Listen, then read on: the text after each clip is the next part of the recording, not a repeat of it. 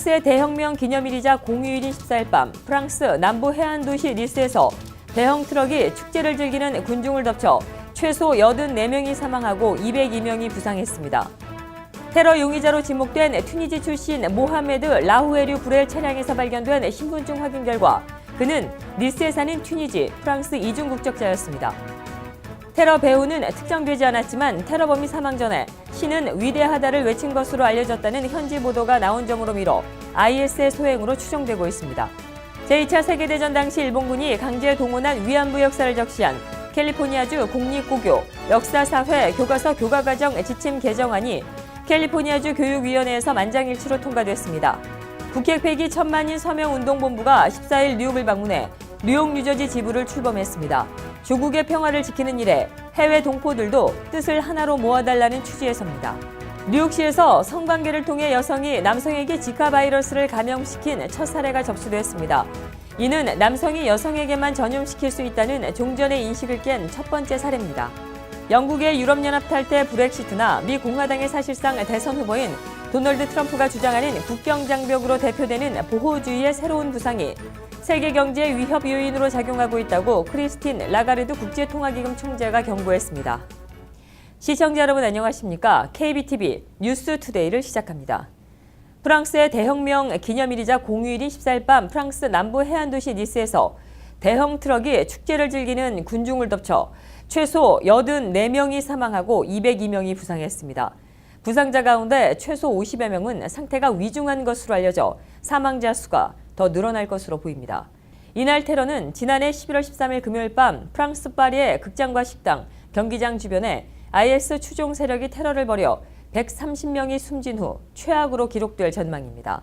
테러 용의자로 지목된 튀니지 출신 모하메드 라후에류 브렐은 이날 밤 10시 30분께 수천 명이 모인 니스의 유명한 해변 산책로 프롬나드대 장글레에서 19톤짜리 대형 화물 트레일러를 몰고 1.2마일 구간을 약 30분간 질주하며 사람들을 덮쳤습니다. 인명살상을 의도하듯 지그재그로 질주하는 트럭에 현장은 아비규환이 됐습니다. 브렐은 권총으로 경찰과 총격전을 하다 사살됐습니다. 테러 용의자로 지목된 튀니지 출신의 모하메드 라후에류 브렐 차량에서 발견된 신분증 확인 결과 그는 니스에 사는 튀니지, 프랑스 이중 국적자였습니다. 테러 배후는 특정되지 않았지만 테러범 사망 전 신은 위대하다를 외친 것으로 알려졌다는 현지 보도가 나온 점으로 미뤄 IS의 소행으로 추정되고 있습니다. 프랑스 검찰은 이번 사건을 테러로 규정하고 수사에 나섰습니다. 프랑스와 몰랭스 파리 검사장은 이날 기자회견에서 이번 공격은 이슬람 무장 세력 테러의 전형적인 특징을 내포하고 있다며 앞으로 조사를 통해 브렐이 이슬람 테러 조직과 연계가 있는지 밝혀내겠다고 말했습니다. 프랑스 정부가 최소 84명의 목숨을 잃은 남부 해안도시 니스에서 발생한 트럭 테러 사건과 관련해 16일부터 사흘간 국가 애도 기간을 선포했습니다. 마뉴엘 발스 프랑스 총리는 15일 이같이 밝히고 지난해 11월 13일 파리 연쇄 테러 이후 발동한 국가 비상사태를 오는 10월까지 연장한다고 말했습니다. 파리시는 또 15일 니스 테러 사건 희생자를 추모하는 의미에서 에펠탑에 프랑스 국기 색깔의 빛을 점등하기로 했다고 밝혔습니다. 점등은 매일 밤 10시 30분부터 이루어집니다. 파리시는 각종 기념행사나 비극적인 사건이 발생할 때 에펠탑 점등을 통해 축하와 애도의 뜻을 표현해왔습니다. 버락 오바마 대통령이 니스 테러 희생자들을 추모하는 의미로 15일 백악관을 비롯한 연방정부 건물에 오는 19일까지 조기를 달도록 지시했습니다. 오바마 대통령은 이날 성명을 통해 이는 14일 프랑스 니스에서 발생한 공격 행위의 희생자를 기리고자 하는 것이라고 설명했습니다. 미국은 지난 6월 플로리다주 올랜도에서 발생한 총기 테러와 지난 7일 텍사스주 댈러스에서 경찰관 5명이 총격을 받고 피살된 사건에 대해서도 희생자를 추모하는 조기를 각각 5일간 달았습니다. 2차 세계대전 당시 일본군이 강제 동원한 위안부 역사를 적시한 캘리포니아주 공립고교 역사사회 교과서 교과과정 지침 개정안이 캘리포니아주 교육위원회에서 만장일치로 통과되었습니다. 캘리포니아주 교육위원회는 14일 세크라멘토 소재 주 교육부 청사에서 제7호 의안으로 제출된 캘리포니아 공립학교들을 위한 역사사회과학 교과과정 지침 2016년 개정안에 대한 공청회와 토론을 개최한 뒤 이를 만장일치로 승인했습니다. 이에 따라 캘리포니아주 공립고등학교 10학년 세계사 수업에 일본군 위안부에 관한 내용이 포함됩니다. 앞서 샌프란시스코 통합교육청은 지난해 위안부 역사를 학생들에게 가르치기로 결의하고 올해 9월부터 샌프란시스코 중고등 공립학교 교과과정에 이를 포함하기로 했습니다. 북핵 폐기 1000만인 서명운동본부가 14일 뉴욕을 방문해 뉴욕 뉴저지 지부를 출범했습니다. 조국의 평화를 지키는 일에 해외 동포들도 뜻을 하나로 모아달라는 취지에서입니다. 출범식 현장 최명욱 기자가 다녀왔습니다. 북핵 폐기 운동에 해외 동포들의 적극적인 동참이 필요합니다. 북핵 폐기 1000만인 서명운동본부가 14일 뉴욕을 방문해 북핵 폐기 1000만인 서명운동본부 뉴욕 뉴저지 지부 출범식을 열었습니다. 이번 북핵 폐기 1000만인 서명운동본부 뉴욕 뉴저지 지부 출범은 해외에 있는 동포들도 북핵 폐기의 뜻을 함께 해달라는 의미로 조국의 평화를 지키는 일에 동포사회도 하나 돼달라는 호소가 담겨 있습니다. 이제 각자들이 우리 공동대표가 되셔서 이제 각자 지역사회에 자기가 맡고 있는 교회와 그리고 자기가 맡고 있는 단체에 가서 서명운동을 계속 벌려나갈 것입니다. 이날 행사에는 김기환 뉴욕 총영사 주재로 한국서 온 북핵 폐기 1000만인 서명운동본부 회원 29명이 참석했고 한인사회 각계각층 인사 100여 명이 참여했습니다. 김기환 총영사는 북핵 문제는 이제 정부의 힘만으로는 부족하다며 한인사회가 힘을 모아주어야 한다고 강조했습니다. 저희 뉴욕 뉴저지 일원의 그 운동본부도 발족해서 우리 미주 지역 동포들의 서명운동을 선도해 나가는 그러한 아주 모범적인 지역이 됐으면 하는 바람입니다. 북핵 폐기 1000만인 서명운동본부는 뉴욕 뉴저지 지부 출범에 앞서 워싱턴 DC에서 지부를 출범하는 등 미 전역의 지부를 결성한다는 계획입니다. 한편 운동본부 미 방문단은 미 전역 한인사회의 핵폐기 추진 서명을 받는 것 이외에도 머무르는 동안 미 의회와 유엔본부를 방문해 유엔의 경제 제재가 도중에 중단되거나 포기하지 말고 끝까지 제재를 해달라는 요청을 합니다. 운동본부는 출범 4개월 만에 250만 명의 동참 서명을 받아냈고 1000만 명을 목표로 하고 있습니다. KBTV 최명욱입니다. 뉴욕시에서 성관계를 통해 여성이 남성에게 지카 바이러스를 감염시킨 첫 사례가 접수됐습니다. 이는 남성이 여성에게만 전염시킬 수 있다는 종전의 인식을 깬 첫 번째 사례입니다. 다시 말해 여성에게서 남성에게로 지카 바이러스가 옮겨질 수 있다는 것을 보여주는 예입니다. 김예은 기자가 보도합니다. 뉴욕시에서 성관계를 통해 여성이 남성에게 지카 바이러스를 전염시킨 첫 사례가 확인됐습니다. 15일 질병통제예방센터는 뉴욕시에 거주하는 20대 남성이 20대 여성과 성관계를 한 뒤 지카 바이러스에 감염됐다고 밝혔습니다. 이는 성관계 시 남성만이 그의 파트너에게 지카 바이러스를 전염시킬 수 있다는 종전의 기록을 깨는 사례입니다. 이에 따라 질병통제예방센터는 임신한 여성이 지카 바이러스 감염 지역으로부터 온 남성 또는 여성 파트너와 성관계를 가질 시 유의할 것을 당부했습니다. 질병통제예방센터의 전염병 연구원인 존 브룩스는 많은 성병들이 어느 한쪽 성에서만 전염 가능한 것이 아닌 남성과 여성 양쪽 성 사이에 전염이 이루어지는 것처럼 지카 바이러스 전염도 이 경우에 해당되는 첫 사례가 확인됐다고 전했습니다. 지카 바이러스는 대부분의 사람들에게 약한 증상을 일으키지만 임신기간 감염된 여성의 아이에게는 사망 또는 심각한 선천적 장애를 일으킬 수 있습니다. 이번 뉴욕시에서 발견된 사례의 여성은 임산부는 아닌 것으로 알려졌습니다.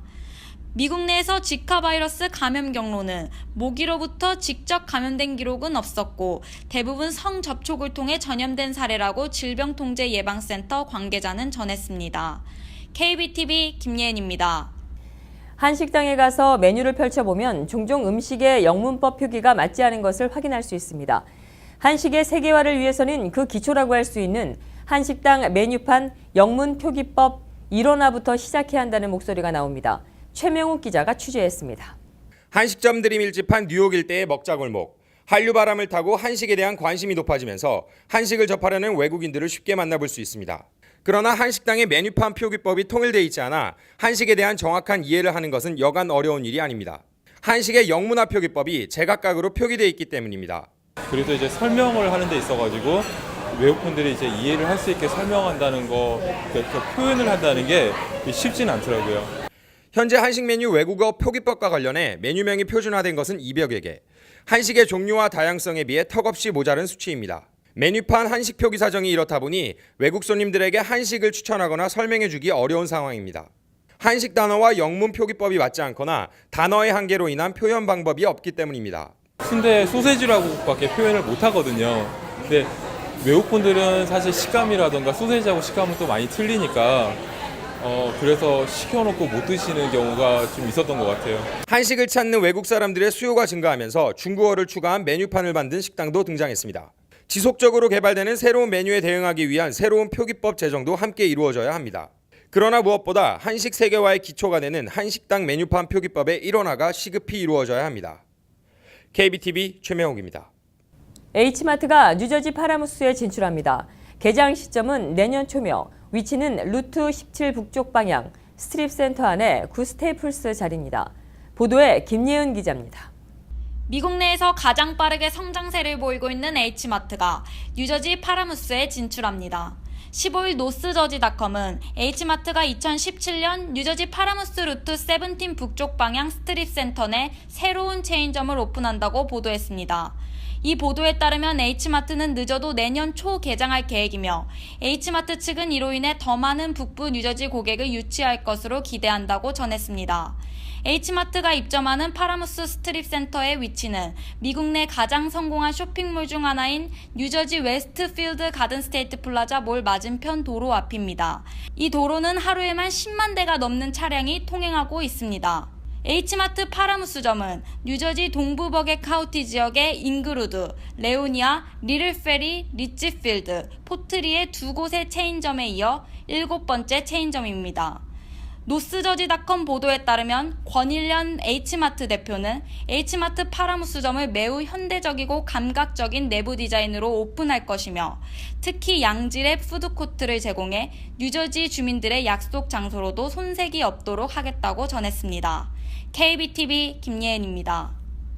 미 공화당의 사실상 대선 후보인 도널드 트럼프가 15일 마이크 펜스 인디애나 주지사를 부통령 러닝메이트로 공식 확정한 데 이어 민주당의 힐러리 클린턴 전 국무장관도 내부적으로 부통령 후보를 사실상 결정한 것으로 알려졌습니다.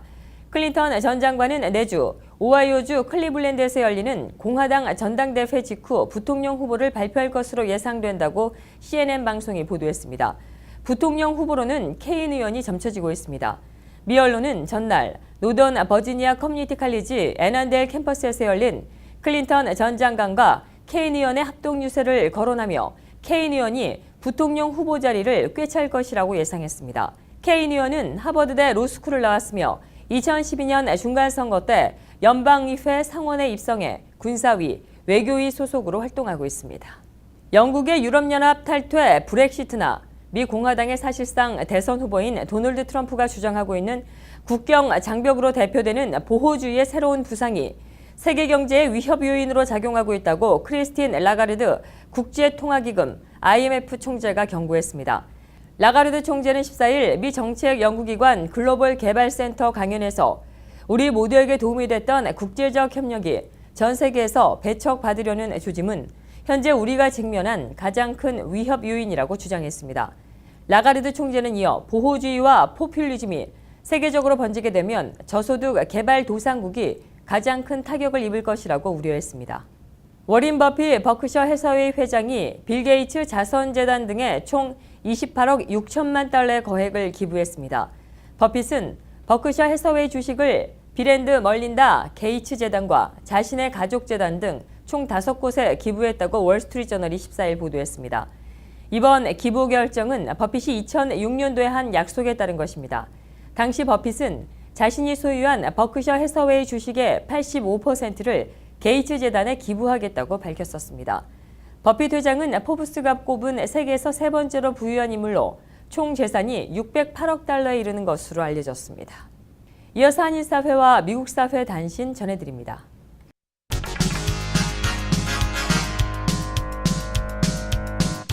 뉴욕 간인회 보건위원회가 18일 오후 6시부터 8시까지 플러싱에 위치한 놀스웰 헬스 병원에서 무보험자를 대상으로 한 건강검진을 실시합니다.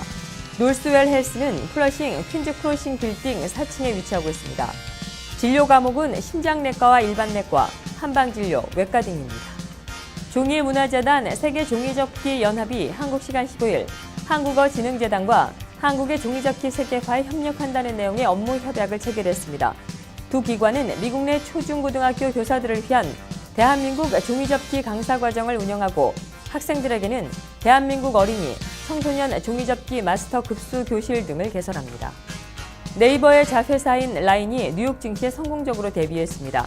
14일 뉴욕 증권거래소에 주식 예탁증서 형태로 상장된 라인은 공모 가격인 32.84달러보다 26.6%가 오른 41.58달러의 거래를 마쳤습니다. 오전 10시부터 거래가 시작된 라인은 거래 직후 공모 가격보다 35%가 높은 44.49달러에 거래되기도 했습니다. 이날 마감 가격을 기준으로 한 라인의 기업 가치는 87억 3천만 달러입니다.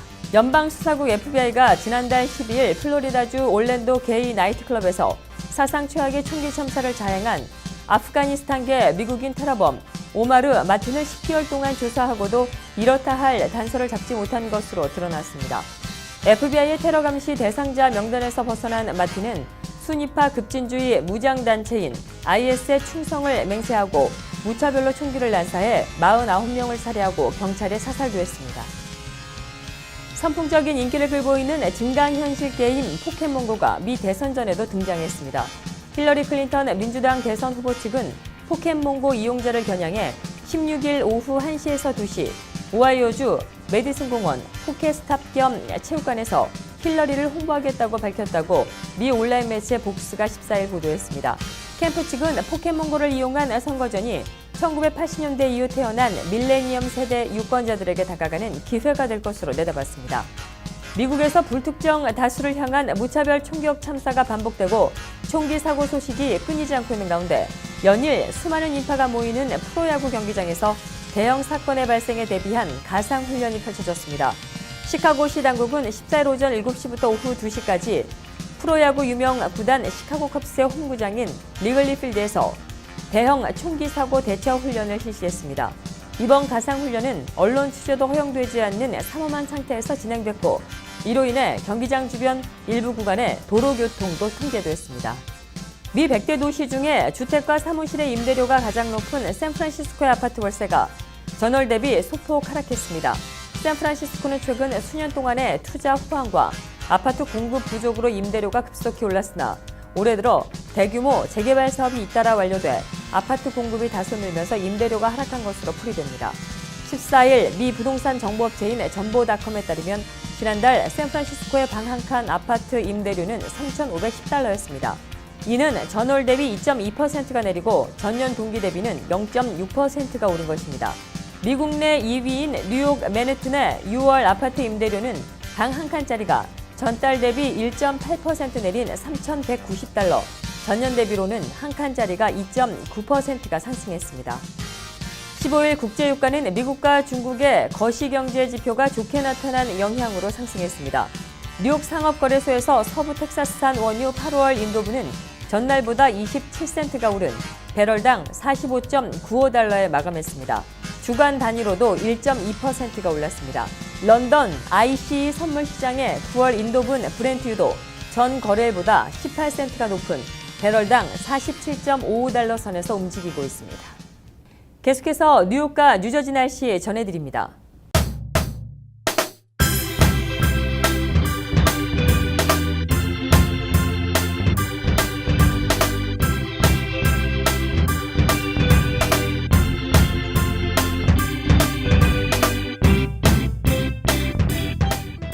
7월 16일 토요일은 부분적으로 흐리겠으며 낮 최고 기온은 화씨 91도, 섭씨 33도, 밤 최저 기온은 화씨 73도, 섭씨 23도가 되겠습니다. 17일은 맑고 화창하겠고 낮 최고 기온은 화씨 90도, 섭씨 32도, 밤 최저 기온은 화씨 74도, 섭씨 23도가 되겠습니다. 18일은 대체적으로 화창하겠으나 밤 동안에 구름이 곳에 따라 천둥번개로 발전할 것으로 보입니다. 낮 최고 기온은 화씨 92도, 섭씨 34도, 밤 최저 기온은 화씨 78도, 섭씨 25도입니다. 19일은 천둥 번개가 칠 것으로 예상됩니다. 낮 최고 기온은 화씨 84도, 섭씨 29도, 밤 최저 기온은 화씨 72도, 섭씨 22도가 되겠습니다. 이상으로 KB 뉴스투데이를 모두 마치겠습니다. 좋은 주말 되십시오. 시청해주신 여러분 고맙습니다.